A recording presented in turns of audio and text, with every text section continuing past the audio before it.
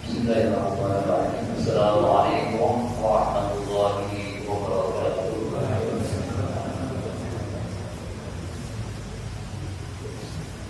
Innal hamdalillah nahmaduhu wa nasta'inuhu wa nastaghfiruh wa na'udzu billahi min shururi anfusina wa min sayyiati a'malina.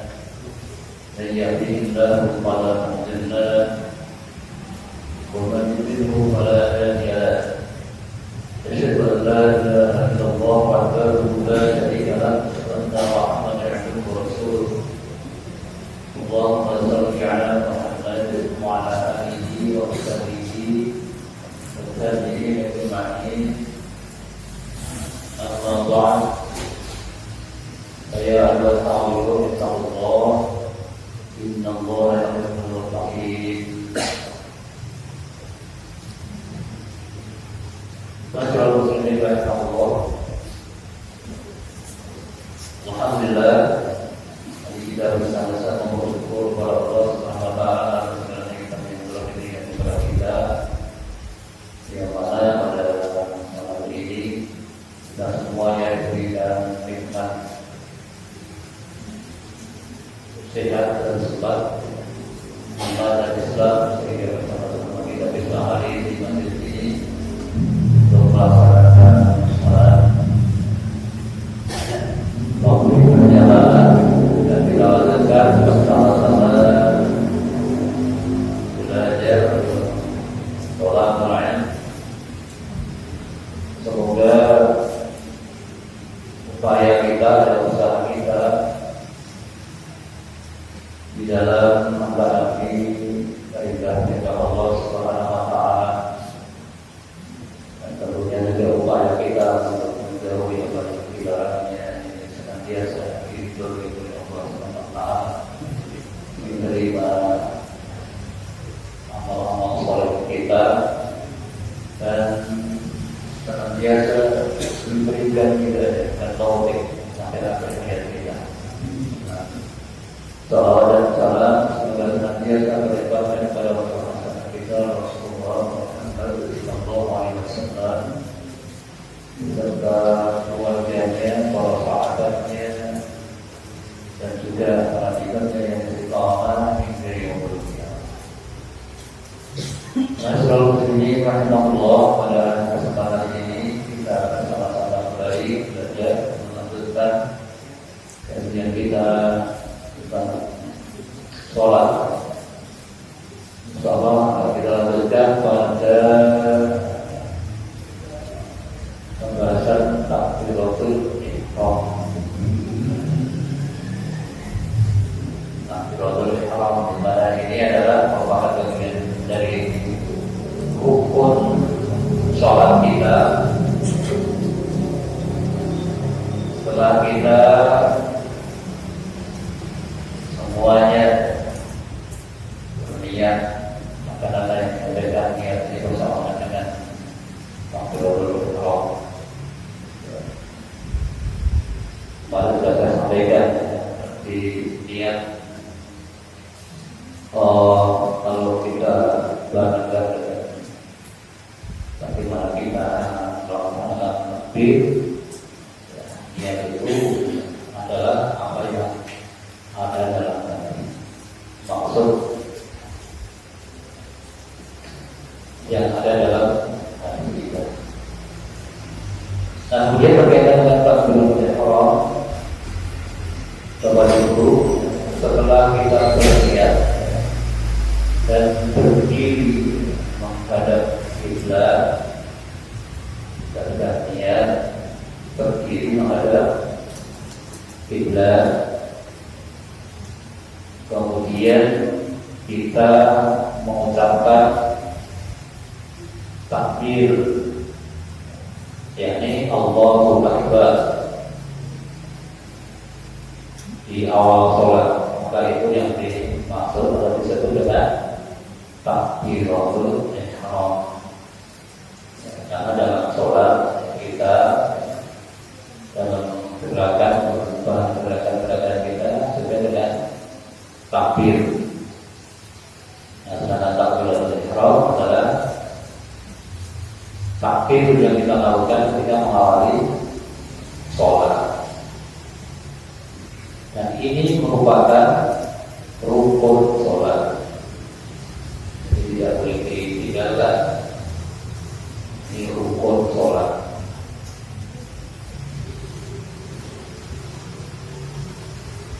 Nah, berarti tidak sah sholat kita ketika kita tidak mengucapkan takbiratul ihram. Rasulullah bersabda, "Inna qumna ila sholati fakabir."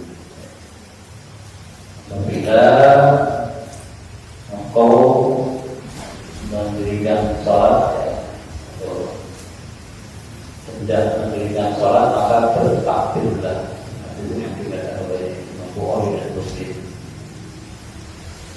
Juga dalam hadis yang lain Rasulullah bersabda, "Miftahus sholat at-tuhur, wa tahlimuha at-takbir, wa tahliluha at-taslim." Kunci atau pembukaan sholat adalah wudu. Di sholat kita ini kuncinya adalah wudu, artinya suci. Ketika dalam keadaan tidak suci dari hadas dan najis, ya, maka tidak sah sholat kita. Wa tahrimuha takbir, permulaannya adalah takbir. Wa tahrimuha, dan penghabisannya adalah salat. Sebenarnya tahrimuha itu yang mengharamkan, tahrimuha yang mengharamkan. Nah, maksudnya itu kaitannya tadi ada takbiratul ihram. Jadi takbiratul ihram itu adalah menjadi pembatas bagi orang yang sholat, yakni antara perbuatan yang boleh dilakukan sebelum sholat dan perbuatan yang tidak boleh dilakukan ketika sholat. Itu pembatasnya adalah takbiratul ihram. Jadi ketika kita sudah Allahu Akbar, maka apa yang sebelumnya boleh kita lakukan di luar sholat, yakni seperti misalnya makan, minum, berbicara, bertakwa, dan hal-hal yang lainnya, ini sebelum sholat boleh kita lakukan. Tetapi begitu kita sudah takbir Allahu Akbar, maka semua itu tidak boleh dilakukan atau haram dilakukan. Kalau dilakukan berarti batal sholat kita. Maka itulah kenapa takbir tersebut disebut dengan kata takbiratul ihram. Ihram dari kata haram, yang berarti melarang. Maksudnya setelah kita takbir tadi, kita tidak boleh melakukan segala sesuatu yang dilarang dalam sholat kita. Kemudian Bapak Ibu dan Ibu, takbiratul ihram hanya boleh diucapkan dengan kalimat takbir Allahu Akbar, bukan dengan kalimat yang lain. Jadi Allahu Akbar, dan tidak boleh diganti dengan bahasa yang lain.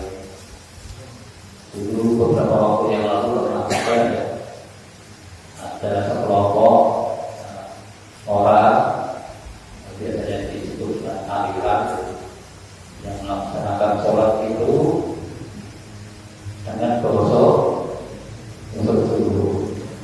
Pernah dengar ya beberapa waktu yang lalu. Jadi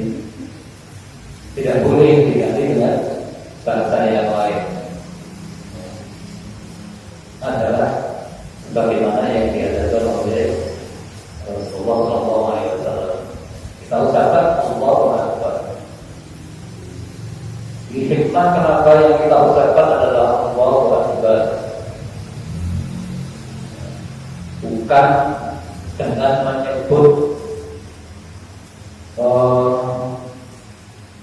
sifat Allah yang lain. Misalnya Allahur Rahman, Allahur Ghaffar, misalnya begitu. Tapi dengan Allahu Akbar. Bapak Ibu dan hadirin, jadi ketika kita sholat itu kita memang menghadap Allah Subhanahu wa Ta'ala, dan kita mengkhususkannya untuk Allah Subhanahu wa Ta'ala. Dengan kita mengucap Allah Akbar, Allah Maha Besar, ini adalah kita mengagungkan Allah Subhanahu wa Ta'ala, kemudian mengecilkan segala sesuatu selain Allah. Ini sekaligus menjadi kunci kekhusyuan kita dalam sholat. Kalau kita takbiratul ihram sebelum sholat, takbir pertama itu sudah sudah tidak bisa menghayati apa yang kita ucapkan. Nah, ini selanjutnya saja ada 12. Dan makanya nanti ada takbir lagi. Itu sebenarnya dari pengingat kita, supaya kita tetap ingat bahwa kita sedang sholat. Kita sedang menghambakan diri kepada Allah Subhanahu wa Ta'ala yang Maha Agung. Segala urusan yang berkaitan dengan urusan kita dengan duniawi itu kita singkirkan dulu, kita kecilkan dulu. Allah yang kita agungkan. Sebab ketika kita sholat kita ucapkan Allahu Akbar itu, kemudian justru yang terbersih, yang bermacam-macam. Pokoknya bermacam-macam apa ini? Yang tadi tidak ingat jadi ingat. Apalagi kalau kita kemudian mengikuti, kita ikuti bisikannya setan, maka itu nanti kalimat yang kita ucapkan dengan kita mulai dengan Allahu Akbar, Allah Maha Agung, itu bisa kita lupakan. Nanti salah. Oleh karena itu, Bapak Ibu, Allahu Akbar dalam sholat kita ini adalah merupakan mengingat kunci untuk kekhusyuan sholat kita.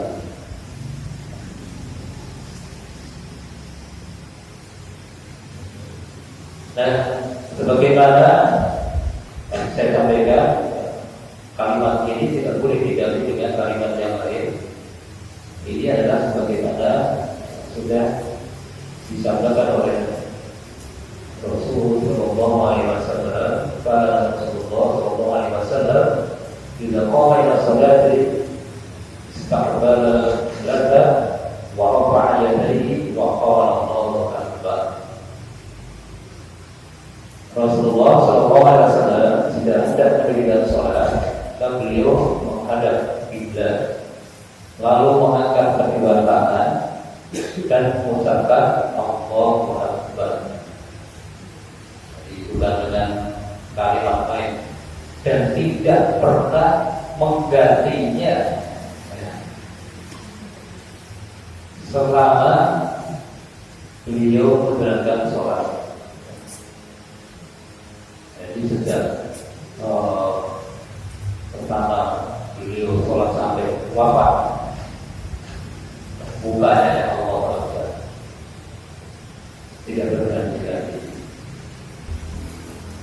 Kemudian juga ada yang mengingatkan kalimat ini terdiri dari dua kata, Allah dan Akbar.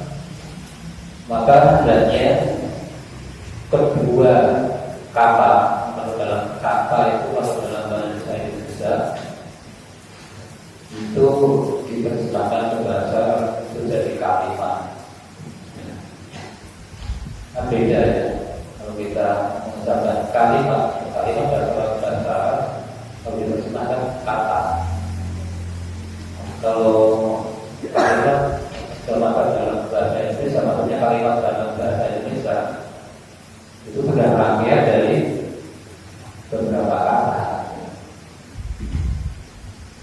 Nah, Allahu Akbar ini tidak dipisah dengan kata lain maupun dijeda dengan diam dan lam. Misalnya Allah menang terus Akbar, jadi satu lagi Allahu Akbar. Jika sholat dikerjakan sendiri, maka paling tidak kalimat ini didengar oleh dirinya sendiri. Ini diucapkan dengan yang mau diucapkan harus diucapkan kalau sholat sendiri minimal didengar oleh telinganya sendiri. Dan jika menjadi imam, akan disunahkan mengucapkannya untuk suara dengan suara keras agar dapat didengar oleh makmum. Nah, adapun kadang-kadang kalau sekarang masjid-masjid yang besar di Madinah, di Makkah, di Istiqlal misalnya, itu bahkan imam ketika takbir nanti ada yang mengeraskan, biasanya muadzinnya dikeraskan. Meskipun sekarang imam biasanya sudah pakai pengeras ya, makmumnya sudah. Ya, hal ini memang ada riwayat ketika Rasul Shallallahu Alaihi Wasallam itu beliau sakit, suaranya lemah, maka ketika beliau takbir suaranya tidak sekeras tapi tidak sehat, maka kemudian dikeraskan oleh sahabatnya. Nah, itu yang dari boleh, artinya ada yang mengeraskan takbirnya imam.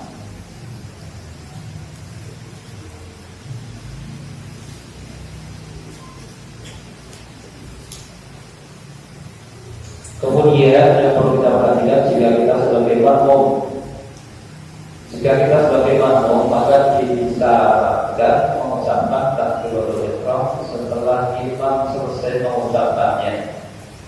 Makmum tidak boleh mendahului imam atau menyamainya. Tidak boleh mendahului bareng dengan bulan asar. Jadi imam bertakbir baru makmumnya menyusul. Tidak boleh mendahului, menyamai itu tadi tidak.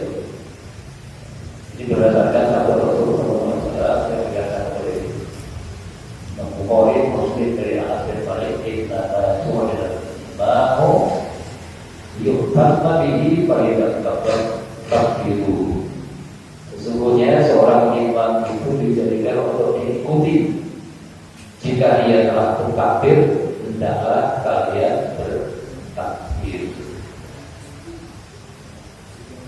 Ini pada dasarnya setiap apa yang dilakukan imam, maka makmum segera mengikuti dan tidak boleh mendahului.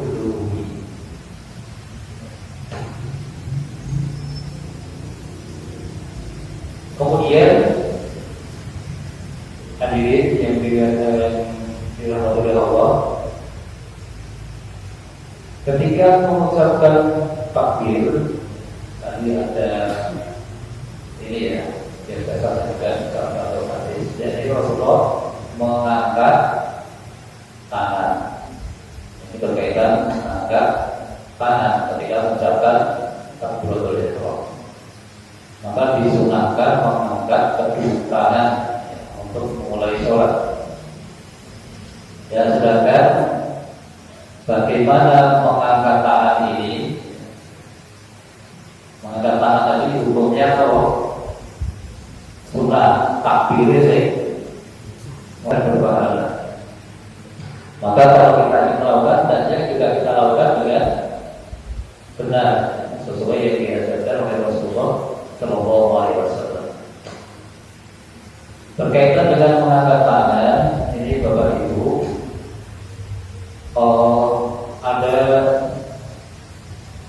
dua hal yang perlu kita perhatikan. Satu, berkaitan dengan posisi tangan kita, tangan ya, mulai dari jari-jari kita sampai kemudian ketinggiannya masalah mengangkat. Ada dinukilkan bahwa hadis Rasul Sallallahu Alaihi Wasallam tentang mengangkat tangan ini. Yang pertama yang dikatakan oleh Imam Bukhari, wahai Rasulullah Sallallahu Alaihi Wasallam tidak Abdullah bin Umar. Wahai Rasulullah Sallallahu Alaihi Wasallam kita qama fi salat wa fa'ala dzalika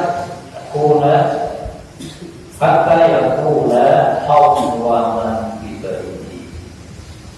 Aku melihat Rasulullah Sallallahu Alaihi Wasallam jika tidak mendirikan salat, beliau mengangkat kedua tangannya sejajar dengan bahu,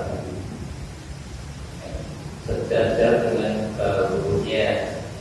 Bahu ini, nah ini bahu. Nah, dan yang dimaksud sejajar itu adalah ujung-ujung dari kita, setinggi maksudnya itu kedua tangan kita. Terus juga ada riwayat lain yang disampaikan oleh Malik bin Khuwailid. Anna Rasulullah Sallallahu Alaihi Wasallam karena kita kafar ma'ya ini hatta yuhadi di bawahulai. Nah, ketika bertakbir Rasulullah Sallallahu Alaihi Wasallam biasa mengangkat kedua tangannya sejajar telinga. Tidak tak ketinggian mengangkatnya. Ada berapa? Dua cara. Cara kedua pun ada dua lagi. Jadi secara globalnya ada dua cara. Setinggi ini sejajar dengan pundak kita atau bahu kita. Yang kedua telinga. Dan telinga ini yang kemudian juga berbeda. Telinga bagian bawah yang ini di bawah ini atau ujungnya. Nah, jadi ada yang menyebutnya setinggi telinga bagian bawah, ada yang setinggi telinga bagian atas. Kemudian ada yang merangkum ketiganya dari satu, ujung jarinya setinggi telinga atas, ini tengah-tengah jarinya sejajar dengan telinga bawah, telapak tangannya sejajar pundak.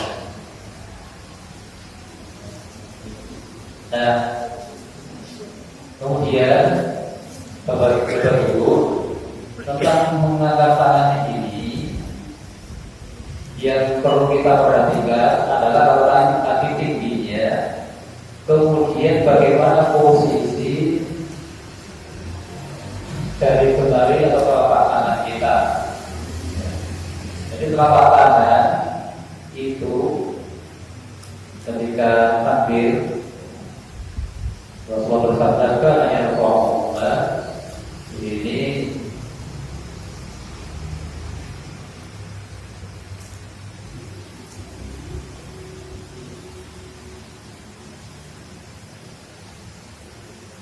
riwayat Abu Dawud di Zainab.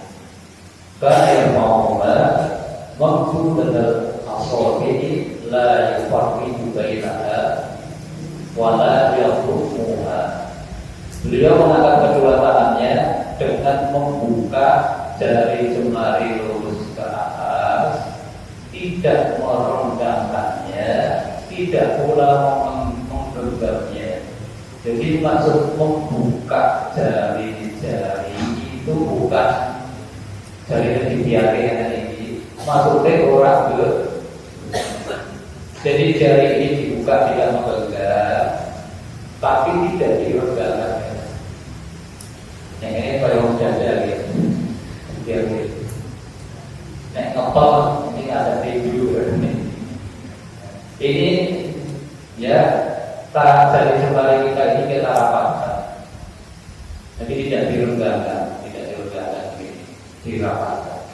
Kita angkat setinggi sama lagi baru setinggi. Terus kalau dulu lagi pas dulu kalau sholat dilatih tahu dari sekolah insya Allah apa?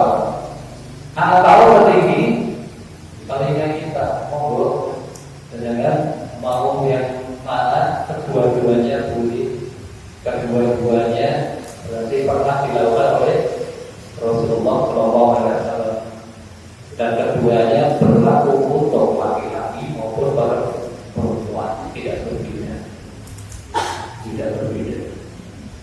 Meskipun ada yang berpendapat sebaiknya kalau bagi yang perempuan setinggi baru saja, jangan tinggi itu mendekat.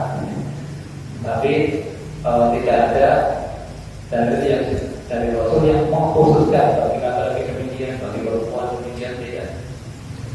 Dua-duanya boleh diamalkan, baik itu boleh laki-laki maupun perempuan.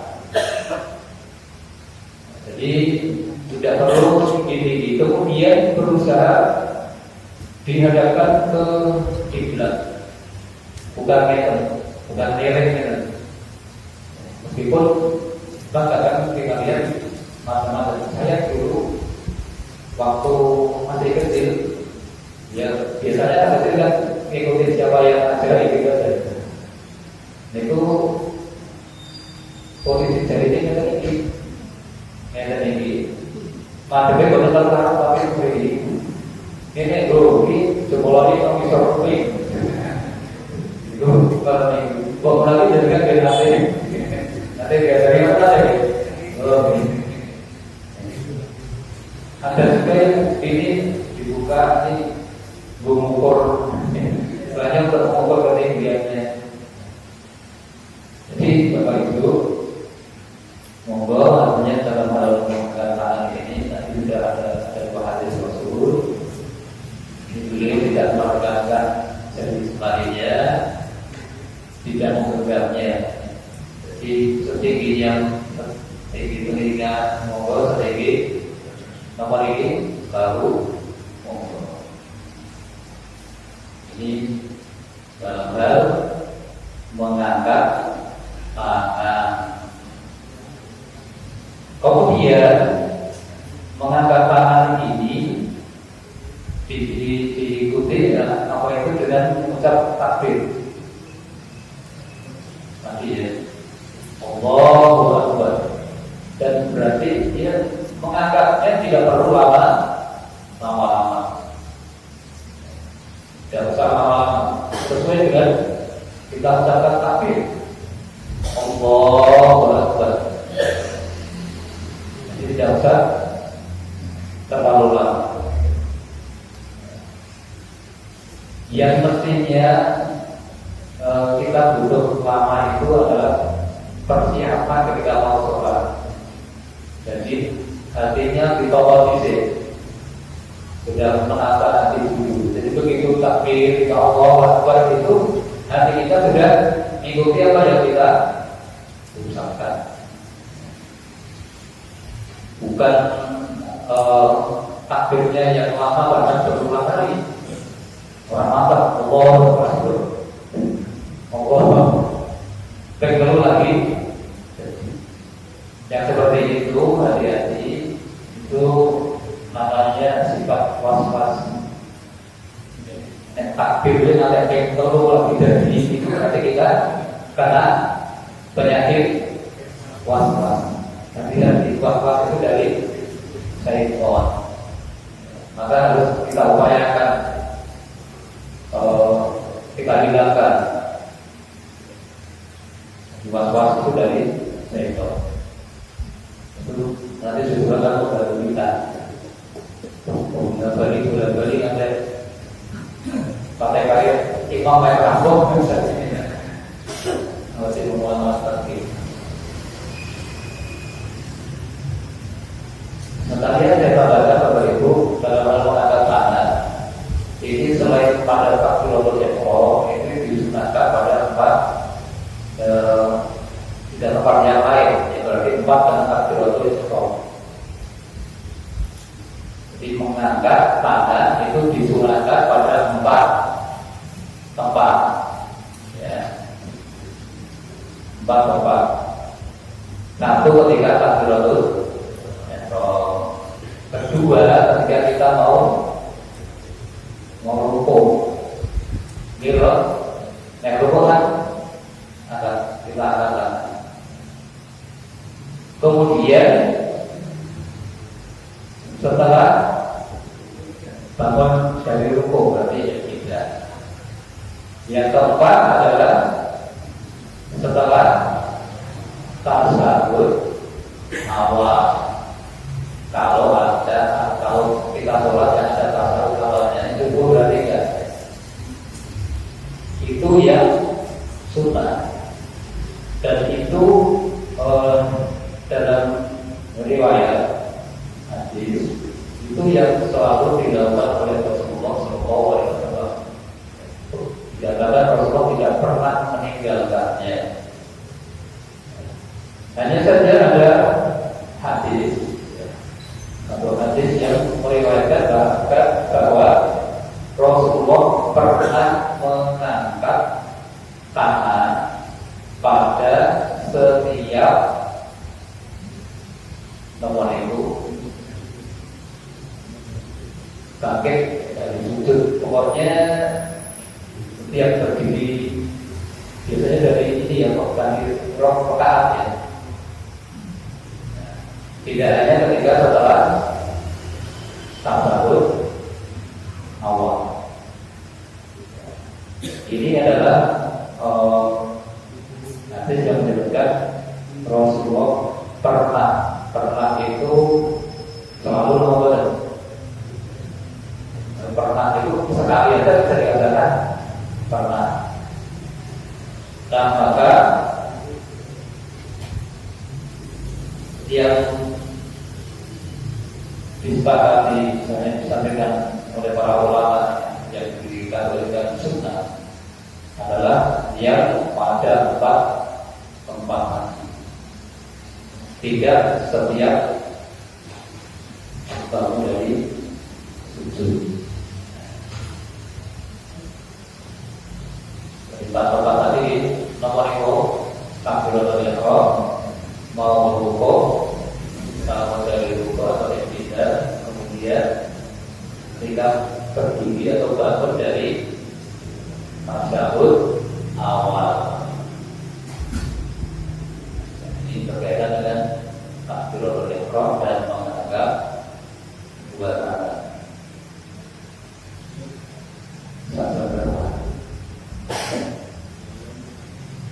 Jadi sepertinya sampai di dulu barangkali ada yang disampaikan mau.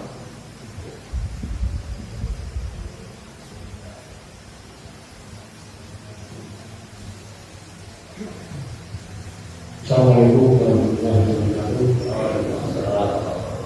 Mau tanya Ustaz tentang batasan gerakan di luar gerakan sah sholat. Batasan yang lain disampaikan tidak. Kadang kita banyak bilang orang di berdiri itu juga sulit. Karena lihat bahwa sholat itu tidak bahagia. Kemudian kalau kita kaki kita nempel, ya kita sama nempel. Itu kaki juga kita. Itu bisa mengganggu kebutuhan. Untuk itu gerakan penjelasan dan batasan adalah gerakan yang diizinkan dalam sholat. Kadang-kadang ada yang mau sujud membutuhkan sajadah. Nah itu hukumnya seperti apa? Ada juga kadang-kadang topi diangkat gatal, itu dalam kondisi sholat. Jadi mau batasan gerakan di luar yang diperbolehkan. Terima kasih. Assalamualaikum warahmatullahi wabarakatuh.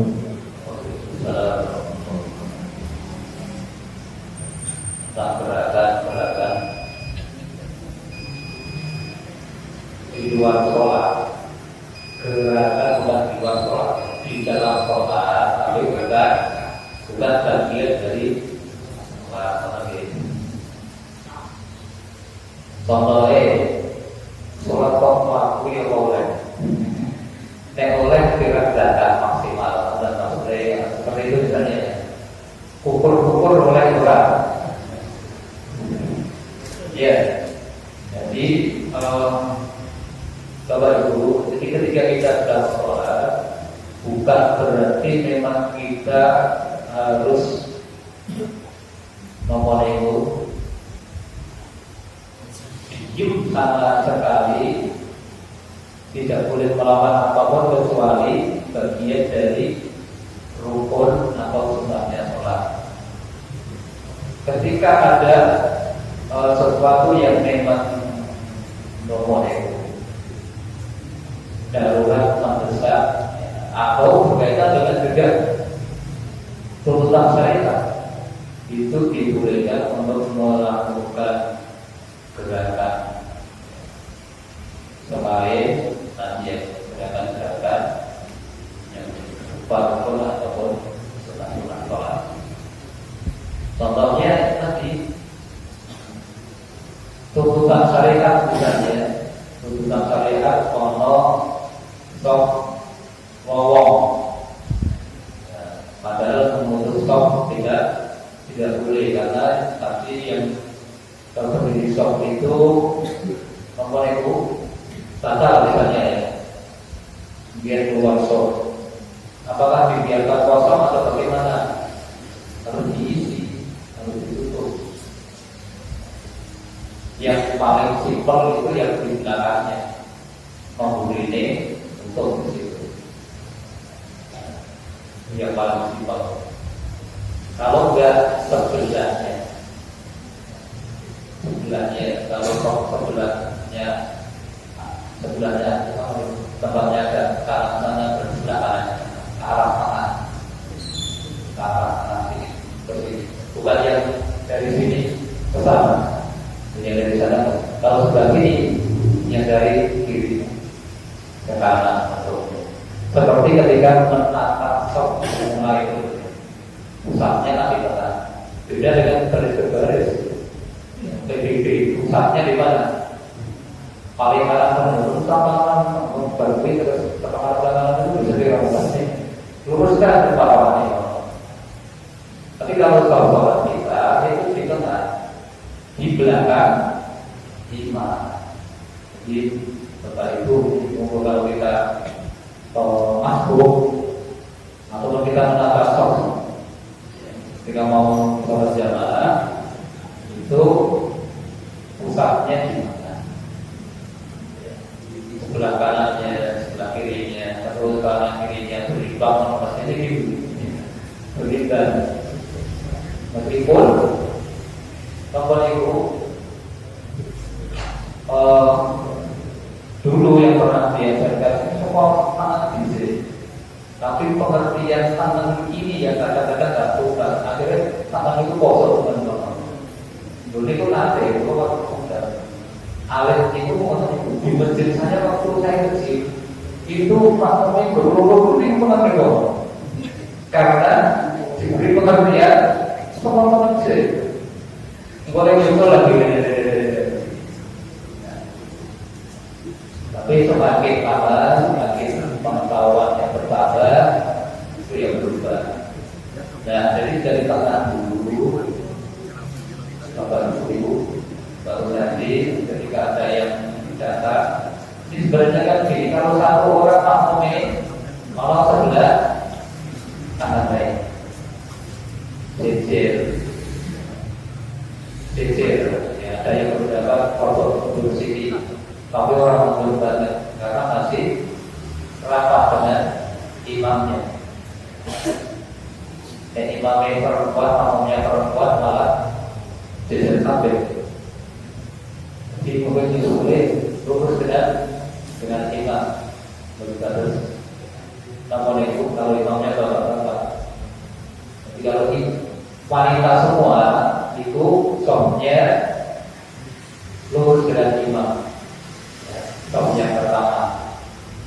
di imamnya ngomong bukan orang masukkan. Nah kalau kita misalnya laki-laki, ini maksudnya posisi itu jejer kita. Kalau yang nyusul nanti mundur atau imamnya sing maju, mana yang mau kita? Terus makmum yang nyusul itu berada di sebelah kirinya, itu jejer. Nah kalau orang makmum sekolah yang nyusul gitu, kanan kiri kanan kiri kanan kiri, terus sampai kebal misalnya belakangnya mulainya pada mana. Jadi itulah gerakan-gerakan yang seperti itu termasuk ukur-ukur itu diizinkan, tapi tidak melebihi tiga gerakan. Itu yang masuk. Jadi ukur-ukur lembaga ya boleh saja. Ukur belum hari. Jadi itu yang saya maksud, tidak melebihi tiga gerakan. Termasuk langkah, usahakan tidak melebihi tiga langkah. Tapi tolong kalau tadi ya untuk stop dari stop 2 maju ke stop 1 ini tidak lebih dari 3 langkah. Mungkin 2 langkah cukup nih. Kecuali langkah lantai ya. Mantan dari DVD langkah akeh.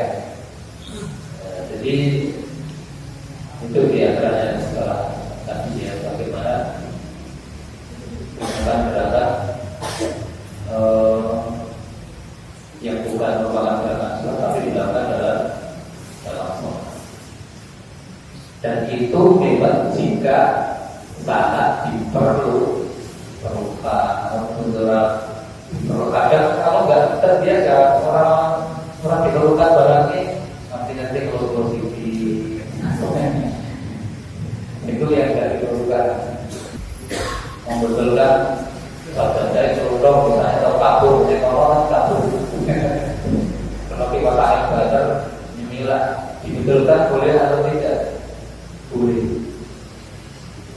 Boleh, tapi ya tadi kalau misalnya orang di sebelah kita ini sebenarnya saya dibetulkan kabar yang dipet cuma dia rasa lagi.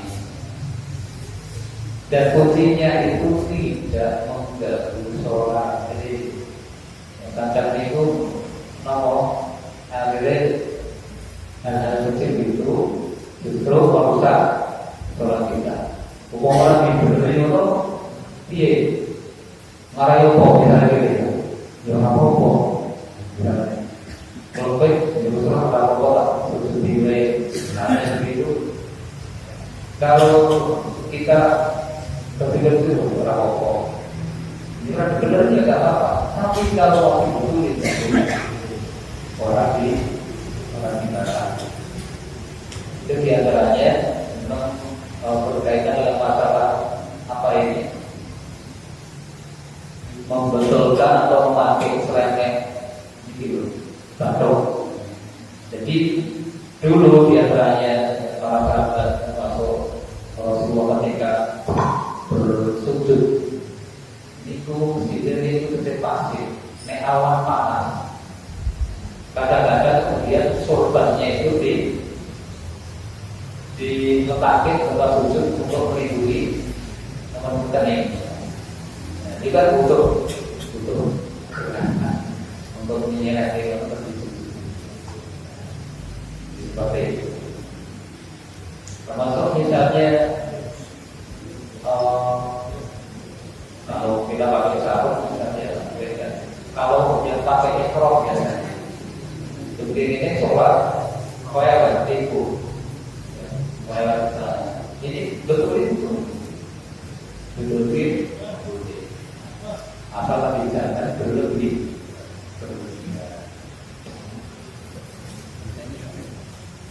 Apa lagi?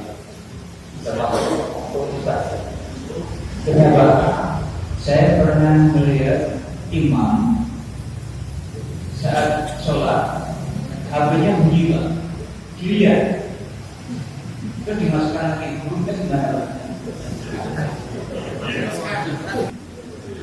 Iya. Jadi sholat mematikan HP yang bunyi itu boleh. Ya. Hanya saja mestinya nggak perlu lihat. Jadi dimatikan caranya ini itu apa-apa boleh loh dimatikan. Karena itu nanti akan mengganggu yang sholat. Nah, kalau dilihat perlu nih moco, ya sopo-sopo. Baik, ini nanti paling tidak dia akan menghilangkan kekhusyuan sholat. Nih terus kan sholat itu sebenarnya kita noleh aja, nggak boleh. Madep nih dulu hilang nanti tambah kepada supaya khusyuk itu fokus tempat-tempat itu tidak. Jadi paling tidak dia akan menghilangkan kekhusyuan dalam sholat. Jadi matikan boleh tapi tidak perlu dikira melihat itu sudah sholat. Ada Pak? Kalau nanti kita coba kita tarikan referensi yang lebih banyak. Bisa beri kepada Allah.